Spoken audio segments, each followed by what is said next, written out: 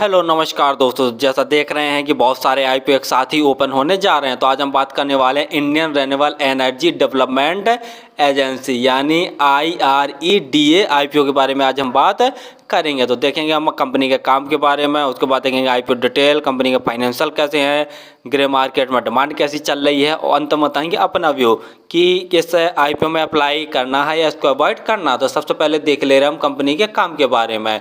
तो कंपनी देखा जाए तो भारत सरकार का ही एक सरकारी उपक्रम है, यानी देखा जाए तो ये सरकारी कंपनी है और साथ में यह मिनी रत्न कंपनियों के अंतर्गत आती है। और देखा जाए तो इसका जो मुख्य रूप से काम देख लिया जाए तो जो भी रिन्यूएबल एनर्जी से रिलेटेड कंपनी होती हैं उनको जो लोन वगैरह होता है वो प्रोवाइड करवाना है तथा उनको प्रोत्साहन देना है उनके विकास कार्य हेतु। तो जैसा जानते हैं कि आने वाला हमारा फ्यूचर वो रिन्यूएबल एनर्जी से रिलेटेड ही है। तो कंपनी का काम तो बहुत बढ़िया है, लोन वगैरह ही प्रोवाइड करवाती है। तो कंपनी का काम तो बहुत सही है और काम तो लगभग आपको समझ में आ गया होगा। चलिए अब देख रहे हम आईपीओ की डिटेल के बारे में। आईपीओ 21 नवंबर को ओपन होने जा रहा है और 23 नवंबर तक यह ओपन रहेगा। और प्राइस बैंड देखे ले रहे हैं तो 30 रुपये से 32 रुपये के बीच में इसका प्राइस बैंड रखा गया है। और जब भी आप आईपीओ या SME आईपीओ अप्लाई कीजिए तो हायर प्राइस बैंड पर ही अप्लाई कीजिए, अर्थात आपको 32 रुपये प्राइस बैंड भरकर ही आईपीओ का अप्लाई करना है। और देख रहे हैं कि जो इसका प्राइस बैंड रखा गया है बड़ा ही यूनिक रखा गया है, 30 रुपये से 32 रुपये के बीच में, यानी बहुत ही छोटा प्राइस है। लॉट साइज देखे ले रहे हैं तो 460 शेयरों का एक लॉट है। टोटल यूज साइज देखे ले रहे हैं तो 2150 करोड़ का टोटल यूज साइज रखा गया है IPO का लगभग। और रिजर्वेशन में देखे ले रहे हैं तो QIP के लिए 50% का रिजर्वेशन है, रिटेल भाइयों के लिए 35% का, और HNI कैटेगरी में जो लोग अप्लाई करेंगे उनके लिए 15% का रिजर्वेशन रखा गया। और जैसा हम पहले ही बता चुके हैं कि जो IPO 21 नवंबर को ओपन होने जा रहा है, क्लोजिंग डेट है 23 नवंबर रखी गई है। अलॉटमेंट 29 नवंबर देख लीजिए। और ये भी देख लीजिए क्योंकि अभी तक जितने भी IPO या SME IPO हैं जो हाल ही में चल रहे थे उनका जो अलॉटमेंट है जस्ट एक दिन के बाद देर रात तक आ जाता है, अगले दिन आ जाता है, लगभग 2 दिन के अंदर ही इसका अलॉटमेंट आ जाता है। तो मेरे हिसाब से हो सकता है कि इसका अलॉटमेंट भी शायद जल्दी ही आ जाएगा, तो इसको भी आप देखते रहिए। और जो क्रेडिट डेबिट संबंधी मैसेज हो तो उनसे ही पता चल जाता है। यदि आपके अकाउंट में पैसे क्रेडिट हो जाएंगे तो समझ लीजिए कि आपका आई प्लॉट नहीं हो, यदि आपके अकाउंट से पैसे डेबिट हो जाएंगे तो समझ लीजिए कि आपको आई प्लॉट हो गया। यदि आपको आई प्लॉट नहीं होता है तो इसके अनुसार 30 नवंबर तक आपके पैसे रिटर्न वापस आ जाएंगे। लिस्टिंग डेट 4 दिसंबर रखी गई है, लेकिन अगर अलॉटमेंट जल्दी आता है तो सौभाग्य की बात है कि लिस्टिंग भी जल्दी हो जाएगी। और रिटेल कैटेगरी में यदि आप एक लॉट अप्लाई करना चाहते हैं तो उसके लिए आपको 14,720 रुपये खर्च करने पड़ेंगे। रिटेल कैटेगरी में मैक्सिमम आप 13 लॉट अप्लाई कर सकते हैं तो उसके लिए 1,91,360 रुपये खर्च करने पड़ेंगे। यदि आप HNI कैटेगरी में अप्लाई करना चाहते हैं और स्मॉल HNI कैटेगरी में अप्लाई करना चाहते हैं तो आपको कम से कम 14 लॉट अप्लाई करने पड़ेंगे, जिसके लिए आपको 2,06,080 रुपये खर्च करने पड़ेंगे। और यदि बिग HNI कैटेगरी में आप अप्लाई करना चाहते हैं तो उसके लिए आपको 68 लॉट अप्लाई करना पड़ेंगे और आपको 10,09,60 रुपये खर्च करने पड़ेंगे। यानी जो भी स्मॉल HNI कैटेगरी में अप्लाई करता है उसको 2 लाख से ज़्यादा का अमाउंट खर्च करना पड़ता है। जो बिग HNI कैटेगरी में अप्लाई करता है उसको 10 लाख से ज़्यादा का अमाउंट खर्च करना पड़ता है। और ROE देखे ले रहे हैं तो 15.44, PE 8.47, यानी देखा जाए तो ठीक ठाक है सब कुछ।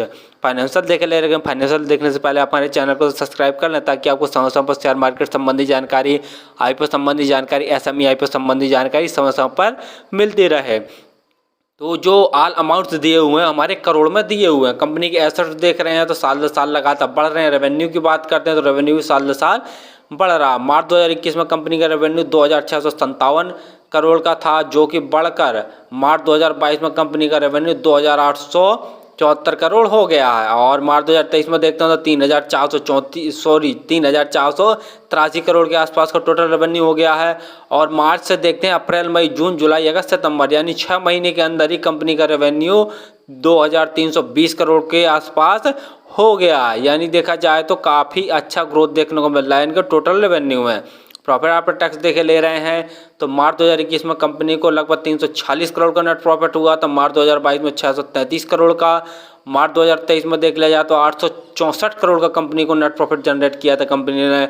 और अभी देखे ले रहे हैं तो सितंबर 2023 तक देखे ले रहे हैं तो कंपनी ने 579 करोड़ के आसपास लगभग नेट प्रॉफिट जनरेट कर लिया। यानी नेट प्रॉफिट में भी देखा जाए तो साल दर साल बम्पर ग्रोथ देखने को मिल रहा है। नेटवर्थ भी देख रहे हैं जैसा बढ़ रहा है।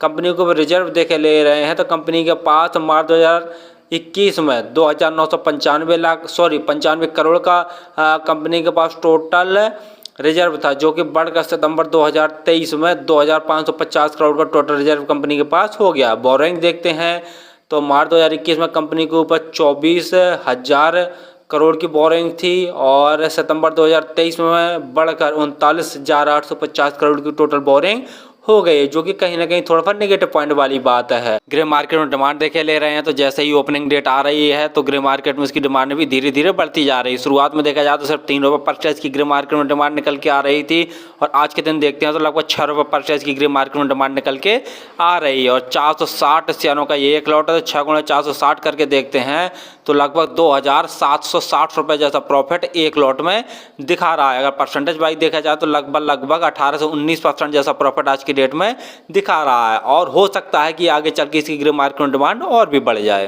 फाइनली जैसा देखा कि जो कंपनी है वो भारत सरकार का ही एक उपक्रम है और यानी मिनी रत्न कंपनियों के अंतर्गत यह कंपनी आती है। और जैसा हमने यह भी देखा कि जो भी रिन्यूएबल एनर्जी से रिलेटेड कंपनियां होती हैं उनको प्रोत्साहन देने के लिए ये लोन वगैरह प्रोवाइड करवाती है, तो काम तो इसका ठीक ठाक है, बढ़िया है। और जो इसका प्राइस बैंड देखे ले रहे हैं तो प्राइस बैंड बड़ा ही यूनिक रखा गया है, जो कि यह आईपीओ सभी को अट्रैक्ट कर रहा है अपनी तरफ है।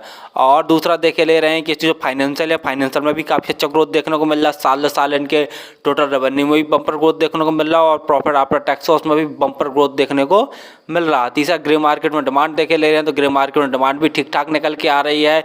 आज के दिन अगर परसेंटेज वाइज देखा जाए तो लगभग 18-19 जैसा प्रॉफिट पर लॉट दिखा रहा है। और देख लिया जाए तो ग्रे मार्केट में डिमांड दिन प्रतिदिन बढ़ती ही जा रही है जैसे ही इसकी ओपनिंग डेट नज़दीक आ रही है। तो तीनों पॉइंटों में कंपनी देखिया जाए तो फिलहाल तो ठीक ठाक है। फिलहाल तो मैं इस आईपीओ में अप्लाई करूंगा और मेरे पास जितनी भी आईडी हैं उन सभी आईडियों से अप्लाई करूंगा। और टाटा टेक्नोलॉजी का भी आईपीओ जैसा देख रहे हैं कि 22 नवंबर से ओपन होने जा रहा, 24 नवंबर तक ओपन रहेगा, तो उनका भी जल्दी से जल्द हम रिव्यू का वीडियो बनाकर डाल देंगे। देखा जाए तो उसकी भी ग्रे मार्केट में बम्पर डिमांड निकल के आ रही है। लगभग देख लिया जाए तो 74% जैसा प्रॉफिट पर लॉट आज की डेट में दिखा रहा है और दिन प्रतिदिन उसकी ग्रे मार्केट में डिमांड बढ़ती ही जा रही है। और फिर भी किसी आईपीओ में अप्लाई करें तो आप स्वयं का एनालिसिस और अपने रिस्क पर ही अप्लाई किया करें। मैं किसी भी आईपीओ में अप्लाई करने की सलाह नहीं देता। धन्यवाद।